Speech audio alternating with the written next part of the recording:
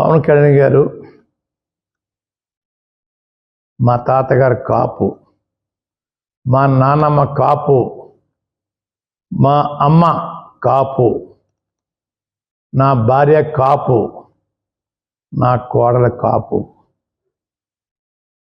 స్వచ్ఛమైన కాపులు మేము, నికార్సైన కాపులం.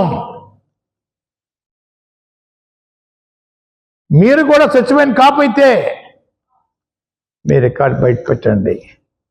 మీ అమ్మగారి చరిత్ర, మీ నాన్నగారి చరిత్ర, మీ పుట్టిన ఊరు, మీ తాతగారి ఊరు, మీ అమ్మగారి ఊరు, ఇవన్నీ కూడా బయట పెట్టండి. నికార్సైన కాపు మీరా నేనా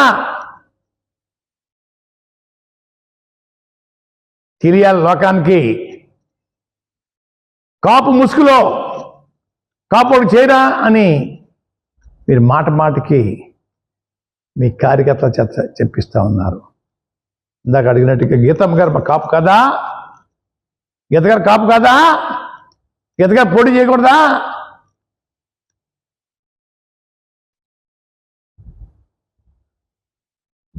మాట్లాడేది కూడా కొంచెం నోరు పూర్తిగా కడుక్కుని మాట్లాడండి అయ్యా పవన్ కళ్యాణ్ గారు.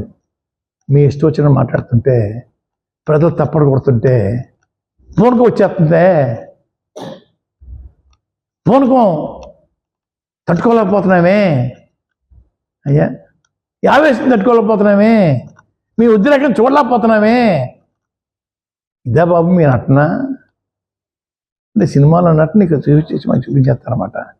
ఏరియాలో మేము మీ జై కొట్టారా? నికార్సైన కాపు, స్వచ్ఛమైన కాపు. మీకు చరిత్ర నుండి చెప్పండి, మీ చరిత్ర చెప్పండి, బయటికి లోకం చెప్పాలా. ఎవరు కాపో, ఎవరు కల్తీ కాపో ప్రజలు తెలియాలి. ప్రజలకి తెలుసుకోవాల్సిన అవసరం ప్రజలకు ఉంది, తెలియపరచవలసిన అవసరం బాధ్యత మీకుంది. తెలియపరచాలా. మాట మాటకి కాపుడు సాయం చేయరా అంటే మాకు గీతమ్మగా కాపు కాదా? మీరైనా కాపు, కాపు ముసుగులో కాపు అని చెప్తారు. చాలా బాగుందండి.